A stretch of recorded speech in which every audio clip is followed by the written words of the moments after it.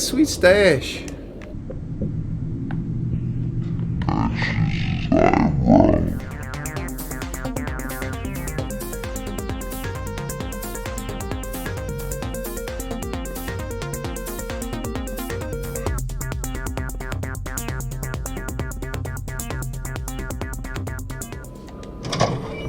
Okay, living quarters. We've not been here yet. Locked. Nikolai Gogol, the portrait. If his coat is just right here, where is he now? Locked.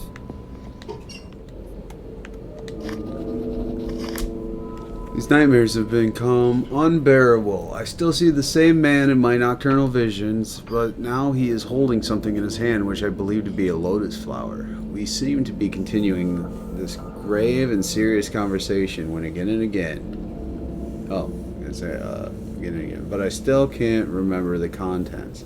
During working hours, sometimes I hear his voice throughout the radio.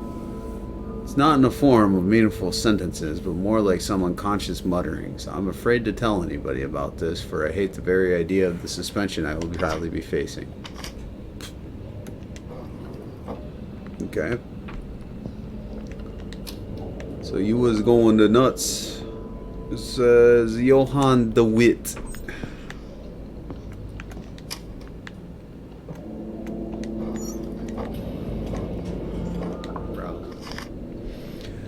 I am inclined more towards the notion that our nocturnal visions are not just faint and fantastic reflections of our waking experiences. Every time I pass into a state of dormancy somehow, I can explore while I'm dreaming the vistas of grandeur, an alien prospect and an unnatural disposition, so vividly expressing the outer extent of this world I have yet to discover. If only I was endowed with the artistic skill to describe my visions. All I know is that all this became evident after the Conarium session started. Even though I am not one of the participants, I am somehow affected. I feel I am absorbed while in an unconscious state into the oblivion, crossing the line beyond the wall of sleep. Alright. Locked. Barlow. Blake. Hello, Blake. What you got? What you got up in here? Oh, hello. Oh, I'm not reading that.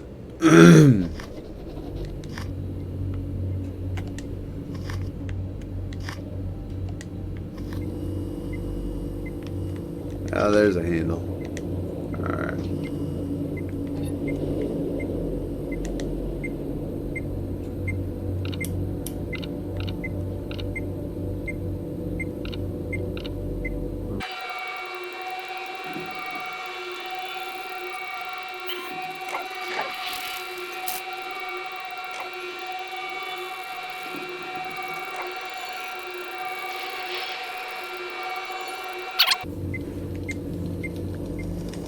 Nice. What does this do? Hi!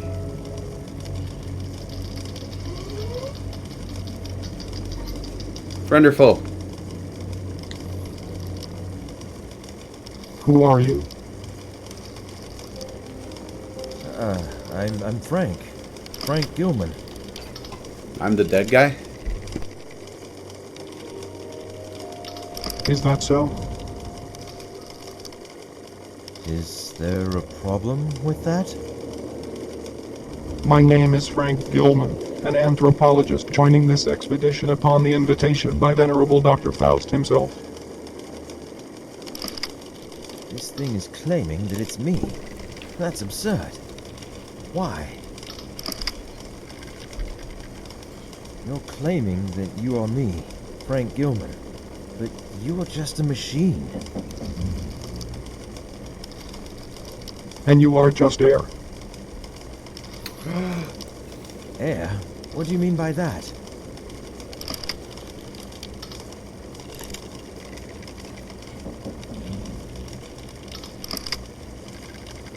Speak! He doesn't answer me.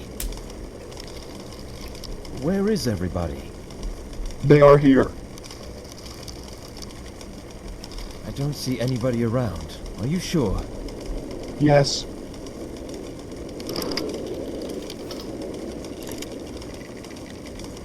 Okay, Frank. Tell me, why are you here exactly? I am here because of my extensive knowledge on the human pineal gland.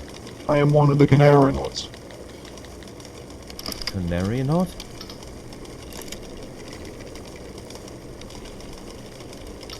Voyagers beyond. Beyond. Beyond? What beyond? No answer. What do you know about Dr. Faust? He is the grand mastermind and the pioneer of this expedition. Ooh, I found a cigarette.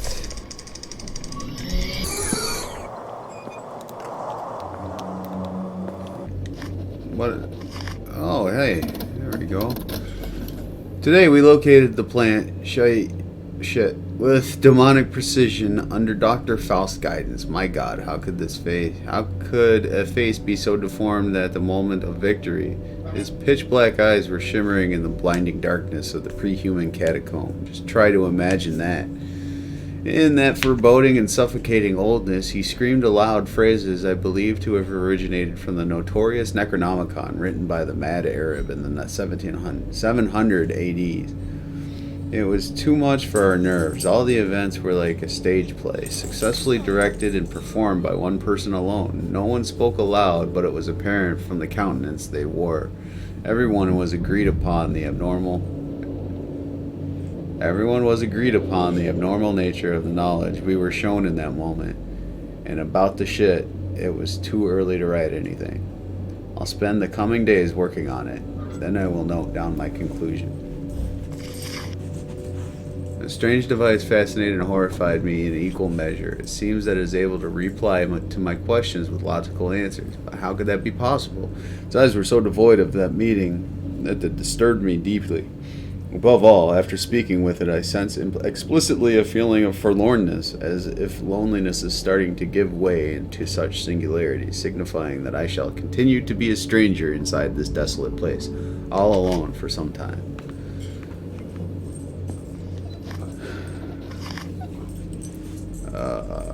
God, I know we're close to what we've been looking for. During the adaptation sessions we hold here in the meeting room, I feel guidance of some sort, something pointing towards the destination we seek. This could mean we are in sync with the ancient source. The wearable Conarium we're carrying on our left arms connect and thus receive sensations from the same ancient source. Sometimes I wonder has ever been another soul during humanity's relatively brief period of existence who was able to achieve such a feat. Within some shunned and elusive sources I have gathered from around the world, it is said that the extraterrestrial species, the Elder Thing race, built it after passing through the stage of mechanized life on other planets, but its purpose remains unclear. Yar, tongue-tied and twisted we are.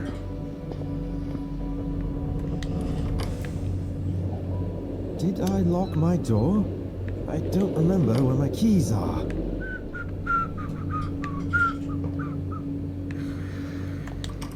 Yo. If his coat is just right here, where is he now? Alright. I've noticed a very curious and dangerous development in the psychological condition of the whole crew that compels me to record this note as an initial diagnosis report. The problem is especially intense for three subjects: Dr. Barlow, Dr. Anderson, and Frank Gilman, who I have been inspecting closely since the onset of their physical degradation. During the past 2 nights, the aforementioned subject awoke screaming in their beds, thus affecting the demoralizing all the crew members. When I spoke to them personally, I noticed some serious deviations in their behavior patterns. As time progressed, I noted deep changes in their mental conditions. When really pushed, they clearly started to behave like someone else, which led me to believe I was facing some sort of multiple personality disorder. But it is too soon to draw any conclusions. Other subjects are not too far a cry from their normal personalities, but the difference is, of course, obvious. Their condition is getting worse day by day, and serious medical examination is needed to be carried out on everybody displaying such symptoms. I informed Dr. Faust and warned him about the consequences.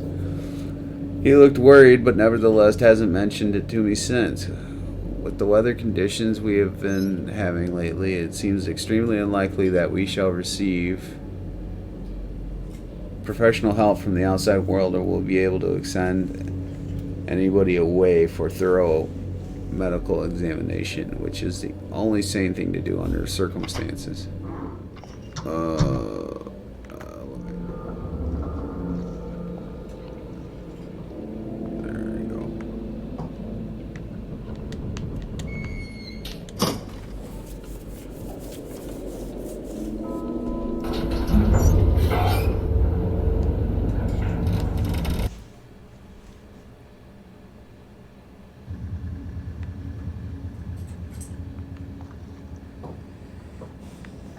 Depot. I thought this was Biolab.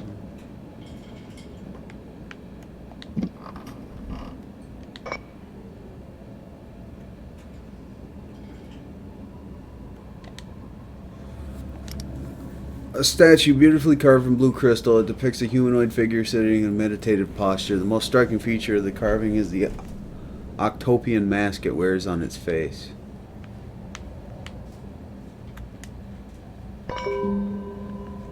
Oh, cool. I got a trophy. Temple flooded cave's base. Provisional camp equipment was deployed to the underground caverns below the base without any problem. Submarines also work great. They are fast and maneuverable beyond my predictions. We started exploring some parts of the underwater passage, but it is slow going. Okay. It's stuck. It's stuck. Alright, Biolab. Oh, my leg. Oh, and the chair is hurting my bum again.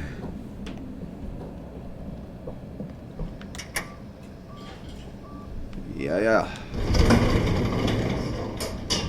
Hello.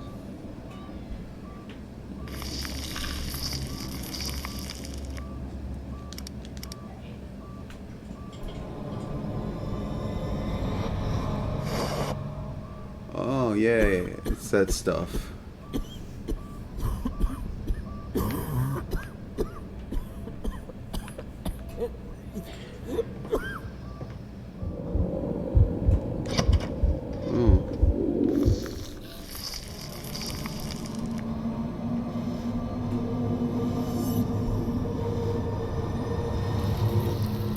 I think she probably wanted to,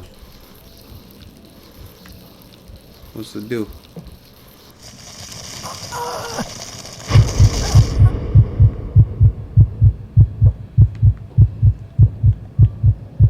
Alright, can we get out of here?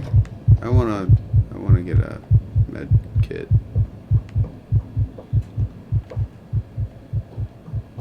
Sure as shit don't wanna listen to that this whole time. I guess we're okay.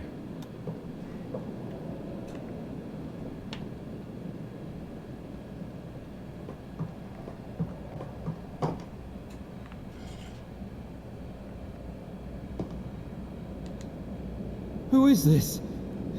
It's impossible to determine with so much decomposition.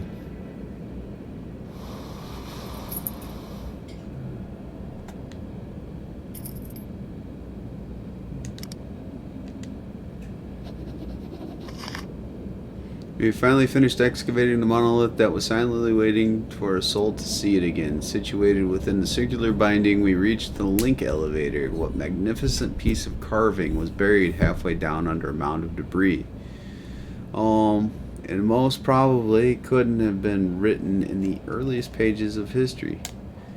I cannot describe my exact feelings for the first time when I stood aghast, contemplating that gigantic stonework inside those time-worn halls of silence. Only God knows how many ages have passed since its initial carving. I lost my spot. Just thinking about its age sends shivers down my spine. Which civilization could have constructed such grandeur, now waving a forlorn goodbye without even giving away secrets of its masters? Furthermore, even though most of them are damaged beyond repair, we spotted some symbols resembling the rock art of the Sahara Desert in southeast Algeria. We did not have any strong evidence to suggest anything, but Cornell Blake's clings mostly to the continental drift theory. In any case, we don't have enough data on its age, but it's evident that history needs to be rewritten yet again. Oh, yes. These are the pre-human species we found frozen in a cave far south of the...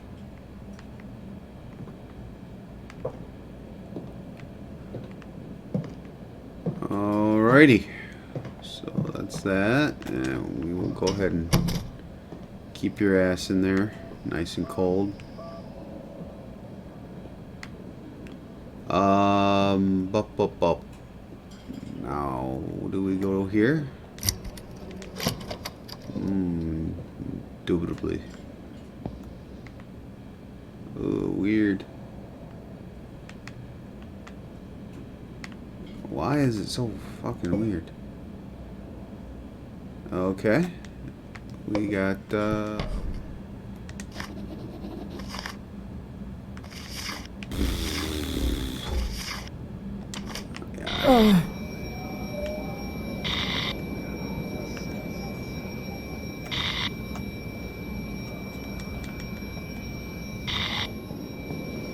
vibrating, undulating thing.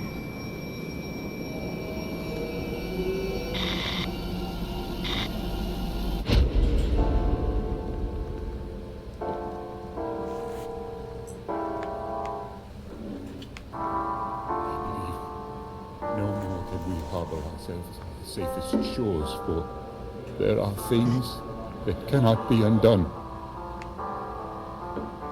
I think you should retire to your room. I'm going to think a bit more.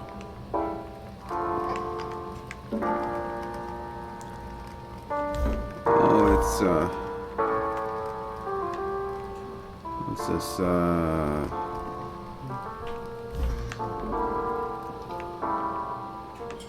it's Goya, right? I can't.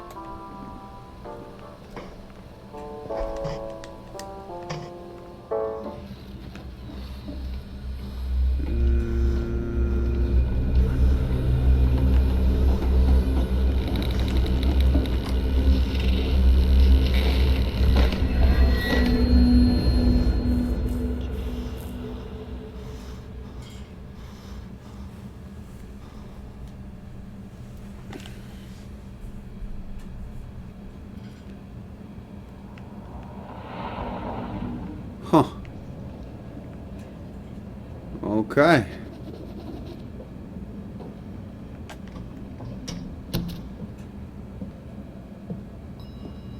So we found a lever.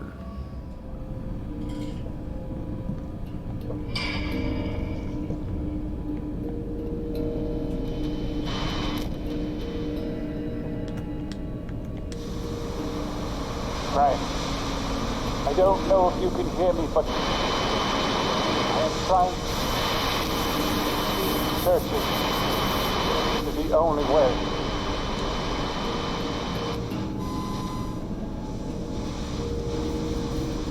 Okay. Thank you. Hey, can you hear me? Damn it. Who was he?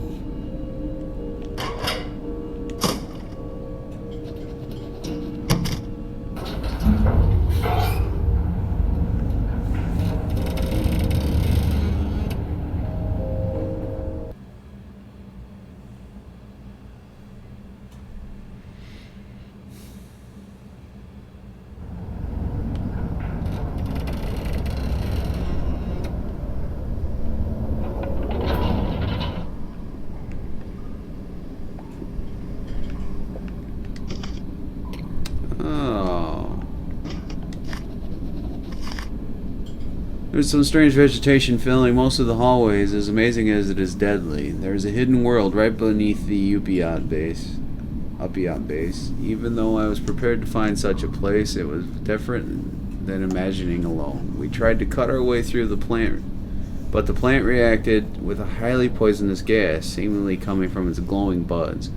I issued a warning to stop anyone going near any of these plants they came across in those caverns. I also noticed a strange phenomenon after I spent some time examining a sample of the plant. It occurred to me that the individual grinds grow and shrink in length on demand. It also seems as though it can move, even though there are no air currents, and this movement seems too regular to be caused by natural factors. This may sound strange, but I had the notion that it is conscious, at least on some level.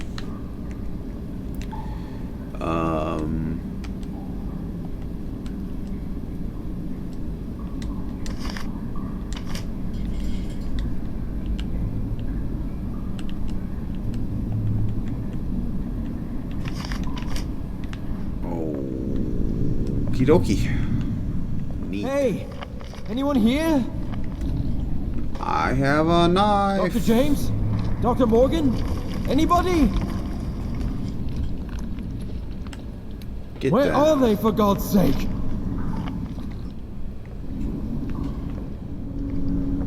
These plants release a poisonous gas when cut. Let's cut them all. These ivy-like plants are blocking the way. These plants release a poisonous gas when cut.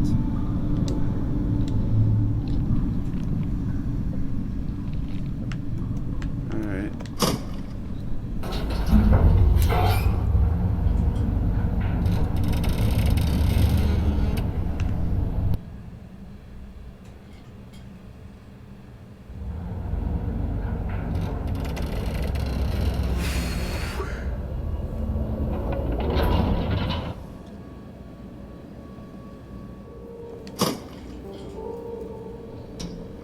Oh. We can go. Oh. Okay.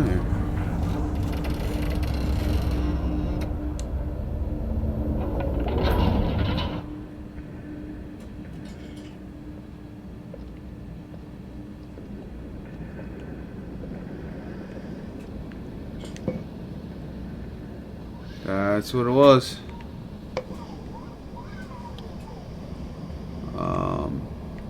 Okay. Something in here.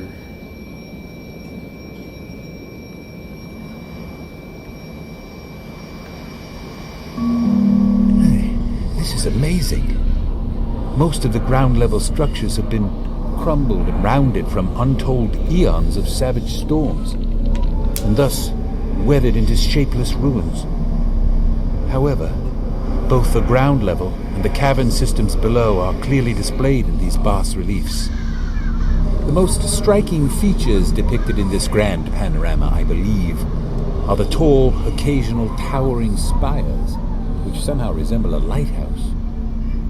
They all seem like focusing a light beam towards a colossal structure in the center.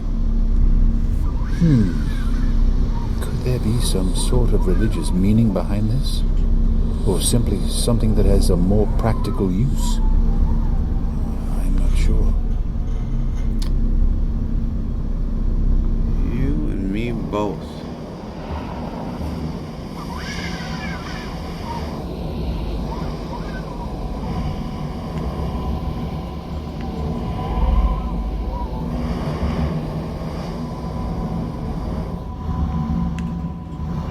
So this is the strong light that can be seen from ground level.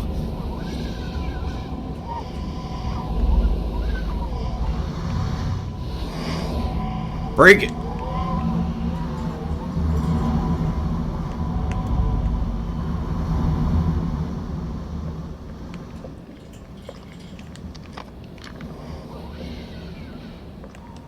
Oh, it's Vegas.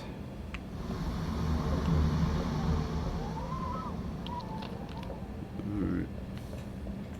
Let's go back. Go down.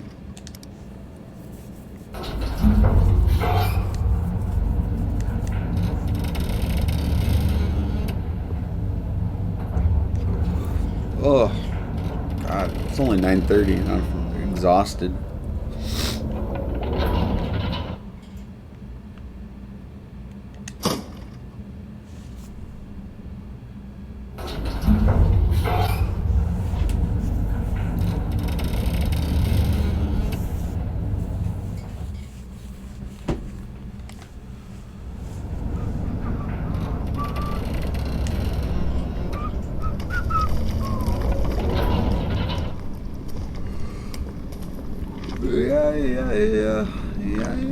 Yeah. Buffalo Soldier.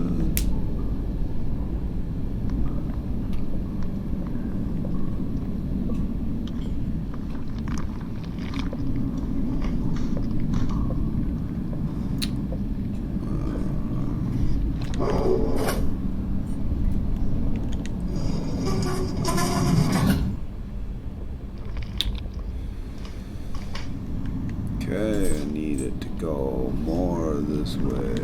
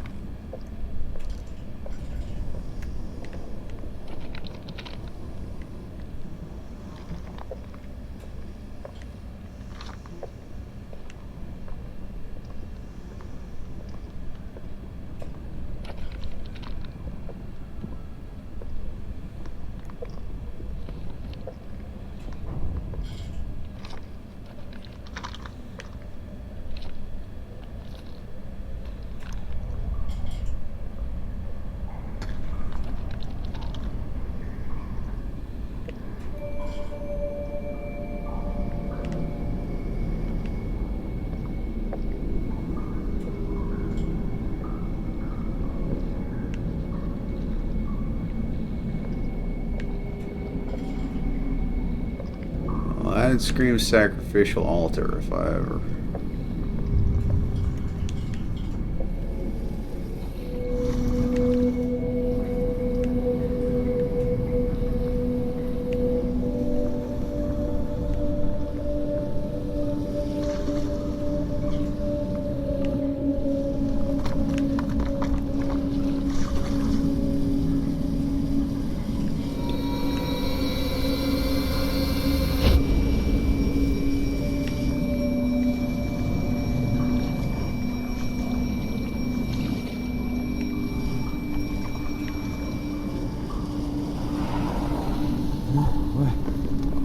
What was that I've just seen?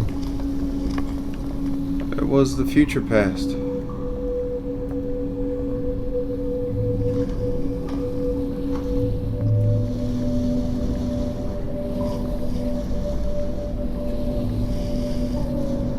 Alright, I saw a hand.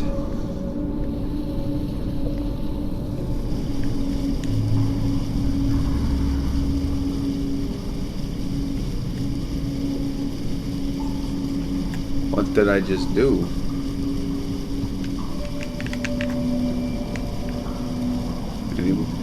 Huh.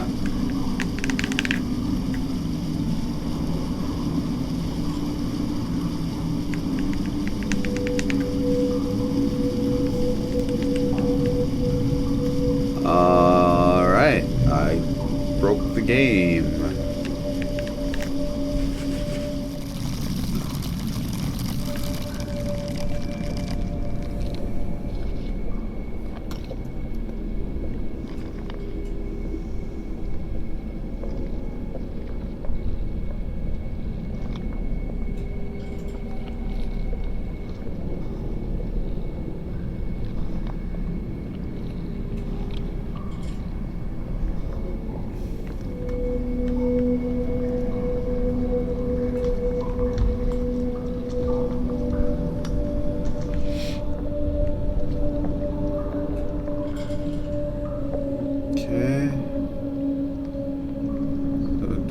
Something with one of these altars.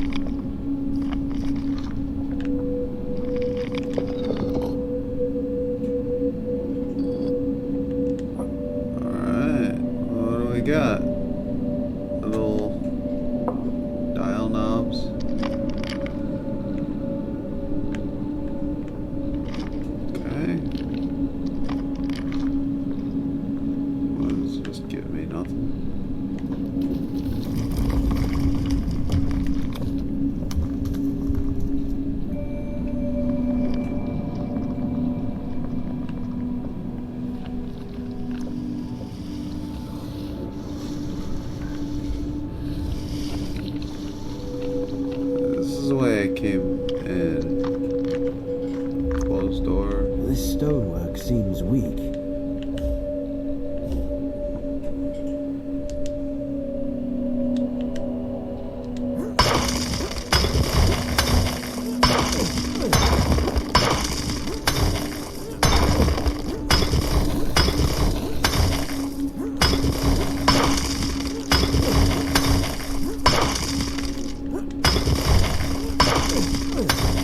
Oh, that's a mechanic that could have used some finesse there. Just saying. Oh, I found a secret. Secret.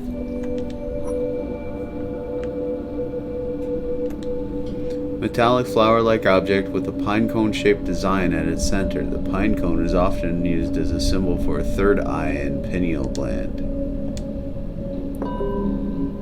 I got a trophy. Oh, I'm such a good boy. It's so special.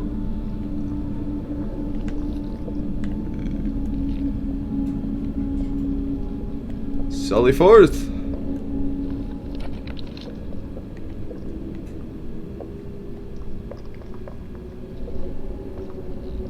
We got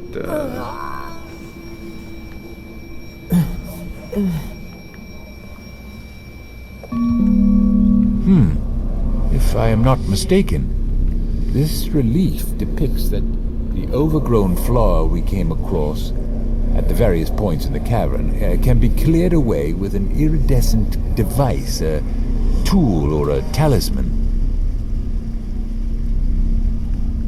Curiously, we still haven't been able to find the roots of those plants. They seem to seep out of these caverns by passing through crevices which look as if intentionally made for them. What other secrets might these silent halls conceal from us?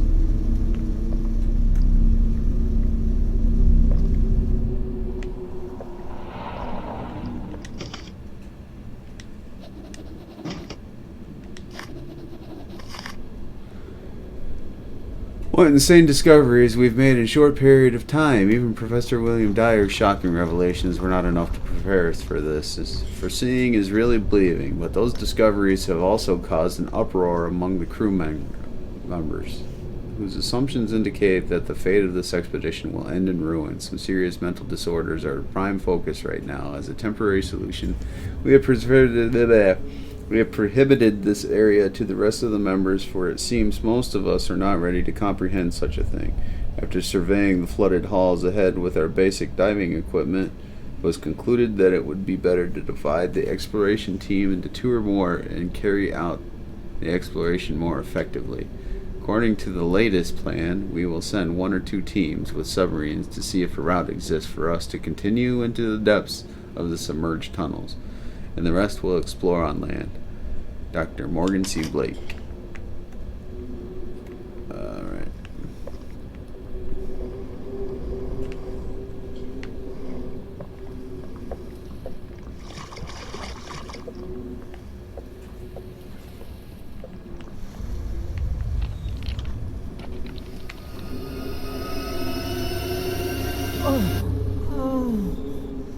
As we planned, my team will continue exploration through this gateway.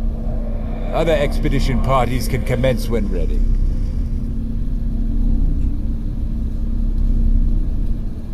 I appreciate you hanging out. If you haven't followed, go ahead and follow right now.